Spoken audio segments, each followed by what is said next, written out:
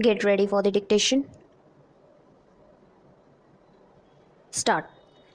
Mr. Deputy Chairman, sir, I extend to this resolution my wholehearted support, though I wish he had extended its scope by incorporating within it two more services, but then I cannot deal with that subject now.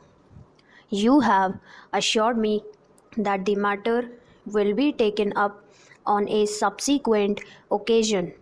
I do not know when that subsequent occasion is likely to occur.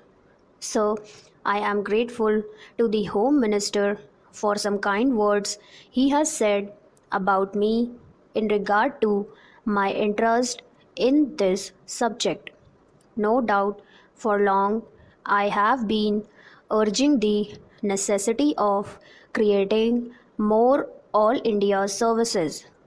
During the last 5 years or so, ever since that recommendation on the subject was made by the States Reorganization Commission, and during the last 1 year and a half, near about that time, I have been tabling resolutions on the subject twice or thrice, but they could not come up.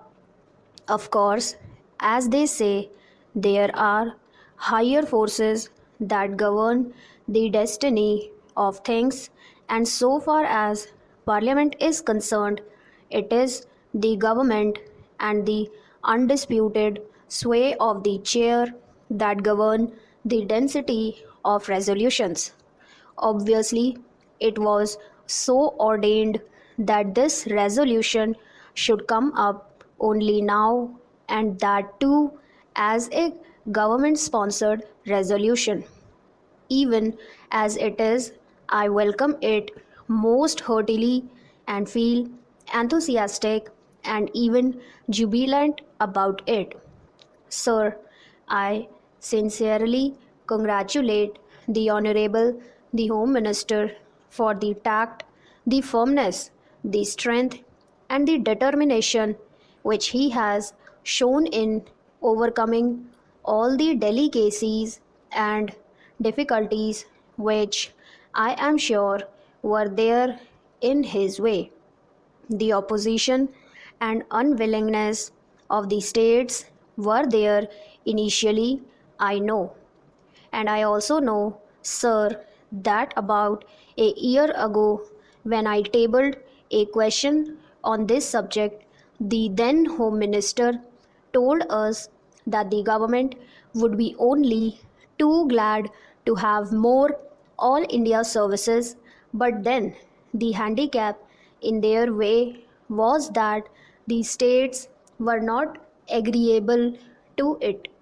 Subsequent to that, sir, about the middle of this year, I wrote to all the chief ministers requesting them to let me know their views on this subject, and I was a little unhappy to find that no chief minister replied to me saying that he was agreeable to it.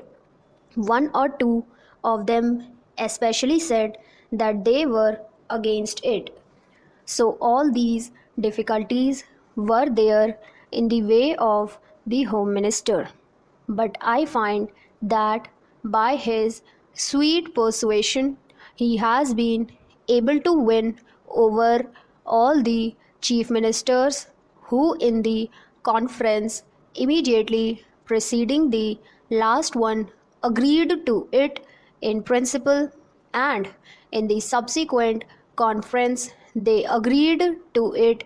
It appears obviously in 2-2, and hence we have before us this resolution supported by the chief ministers of all the states. Sir, for that I want to congratulate most sincerely and heartily the Honorable the Home Minister. Now, sir, so far as the merits of this resolution are concerned, I do not think it is necessary for me to elaborate on them because during the last 4 years or so, ever since the publication of the report of the States Reorganization Commission, many eminent men all over the country, eminent administrators, and persons who had experience of administration, including the retired Controller and Auditor General, were of the opinion that more All India services should be created. Our Honorable the Prime Minister, as also our Vice President, have on more than one occasion expressed themselves definitely in favor of having more All India services. Last year, sir, about the month of October, when addressing the Indian Police Service officers when they were going out after having had their training for a year, he expressly said that if national integration was to be maintained, it was necessary to have more All India services. That being so, I think there is not much need for us to emphasize the necessity and the utility for having more All India services. So, in the interest of efficiency and also in the interest of integrity, it is absolutely necessary that we should have these three All India services as also some others. The major problem these days before us is that successful implementation of the development programs has to be carried through. It is not enough that we should have big schemes. It is not enough that we should allocate large sums for the implementation of those schemes.